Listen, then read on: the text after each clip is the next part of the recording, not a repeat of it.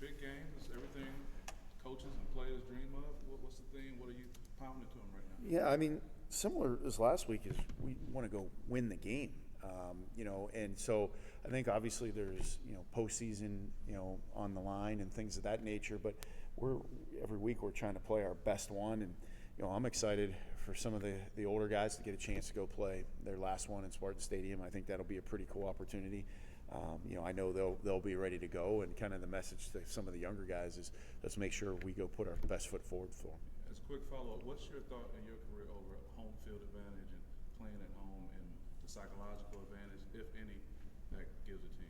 Yeah, I think, listen, at the end of the day, they put the ball down, you play.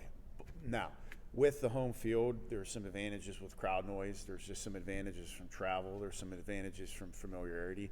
I mean, there's a reason why there's a slight edge given to the home team. I think some games there's more advantage than others depending on the circumstances. But, as a coach, you prepare the guys the best you can, whether you're on the road or home, and it comes down to executing either way. So. Great. Thank you. When you're coaching a team that everything comes down to this one game in terms of bowl games, in terms of the season continuing, how do you, as a coach, I guess, prepare guys for that pressure? Or is there a way? Is that just something they have to deal with themselves? Yeah,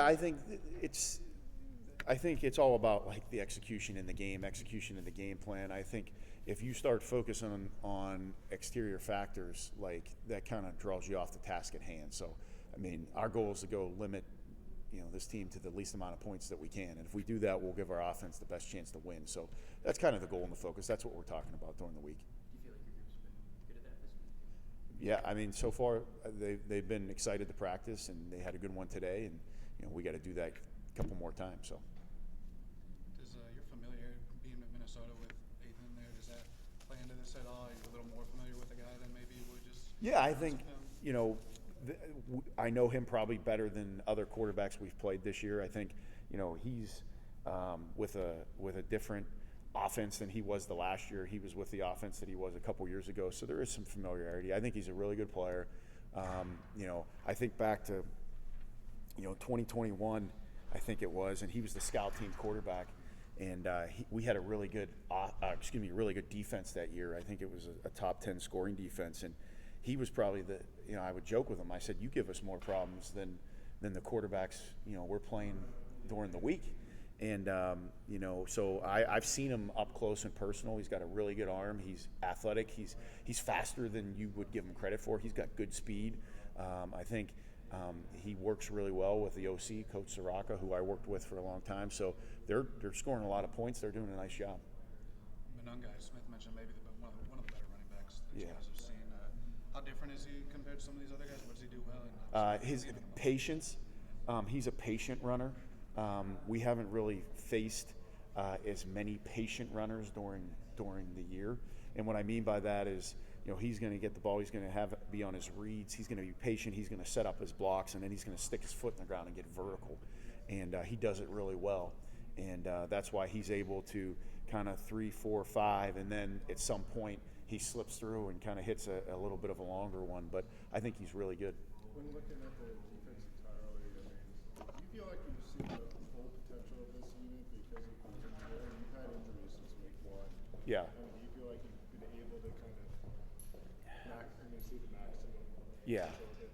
I think at times I feel like we've seen it. I think that I think that the full potential would be a consistency from beginning to end is what we would really like to see. Last week, it was fun. I mean, at one point we had 3 true freshmen, on the field in the secondary, and that isn't good for my ulcers or my that type of thing. But it was good. I thought they went out, they did their job. There's things they got to be better at, but like just for the future, I think that is really good experience. How tough has that been? I imagine a significant challenge to have 3 true freshmen that haven't been there like all year. Yeah. And then putting them into the end of the year, and you've got a lot of different coverages and zone blitzes Yeah. and pressures, and trying to keep people on the same page. Yeah. How much of a challenge is that? I think it's always the battle that you have as a coordinator in terms of your internal battle with because everyone always has ideas. Hey, we want to do that. Hey, we want to do this. But then it's always like, what are our guys capable of doing?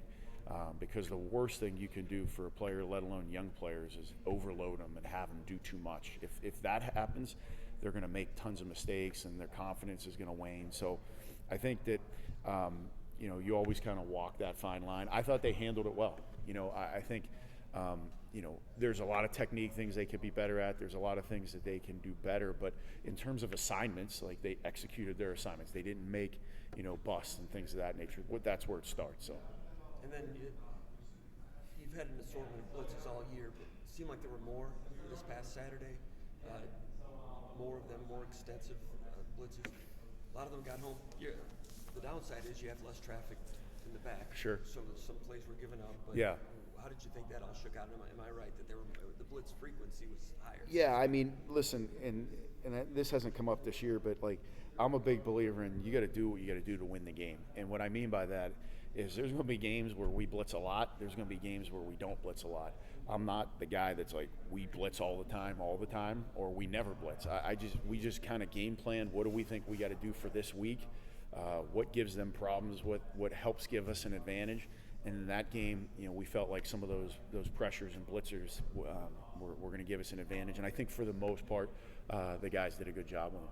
You mentioned the consistency factor. I mean, again, because of the personnel that you kind of shift in and out. I mean, Right. How hard is that to establish? And how have you kind of been able to kind of work around to get that consistency? Yeah, I think that's the goal and the job, and always like what you're trying to get done as a coach is, hey, just create a defense or an offense or special teams where there's consistency to their performance. It'll never be 100% consistent, but you're striving for that type of consistency. And I think, you're always battling against it, but in year one, okay, when you have 60-some new players in the program, and you got 12 or 13 of them that kind of come in on defense after the spring, and then you have some injuries, those are all challenges to that consistency. And I think the D staff has done a good job with it, and I think our players have done a good job with just, studying and preparing. And I do want to see it continue to improve. And I think as we have some carryover into an off season, into a next season, and they have those accrued reps built up, I think you'll start to see that even more so. Third down, past couple of games hasn't been an area of your unit's strength necessarily. What have you seen? Is there anything like a common thing you've seen on third down? Well, I mean, third down comes down to coverage, and it comes down to pass rush. And so, like, we haven't, generated the pass rush that we've necessarily wanted. I thought last week, to be honest with you, I thought was better. I think we were 63% efficient. We strive for 67% efficient. I think that, like 3 of their conversions were on 3rd and 1 to 2. So first and second down can help that, because usually the offense has the advantage on 3rd and 1 to 2. So I think it's a combination of rush and it's a combination of coverage. And as we, are able to cover better, we'll rush better. As we rush better, we'll cover better. But I thought they battled, and I think they got off the field in critical situations last week when we kind of needed it. I'm just curious. Illinois game kind of landed on Woods at one corner, and then Coley and Hughes ended up rotating there. Yeah. And then they weren't available last week. At Yeah. what point last week did you understand that those two are not available? If you don't mind sharing. Yeah, just during the week, just things come up during the week in terms of the physicality of the game. I don't know that I've ever seen it quite the way that it's been happening this year at that position with the number of guys that have gone down. It's a testament to Coach Meade and his work with his group. You get some young guys out there, you get some guys who haven't played many snaps and going in and playing winning football. So we got to do it again this week, and it'll be harder this week than it was last week. So. And Brinson, how was he attitudinally, and did you see? Yeah, the I mean, highlights, or was he he handled it well. I think he's got a characteristic that sometimes you like in terms of defensive backs, where like he's got confidence and like the moment's not too big. Like, hey, just put me in, I'll be fine. And it's not as easy as that, but you like that mentality as opposed to someone who gets tight and gets has issues that way. So. And their pass game was legit. Big receivers. Yeah. Experienced I think their quarterback's a good player. I think he throws it around really well. So, I think they went out, competed, did just enough for us to win. So. Thanks, Coach. Thank you. Coach Lindgren's up here. I'm actually ending the average.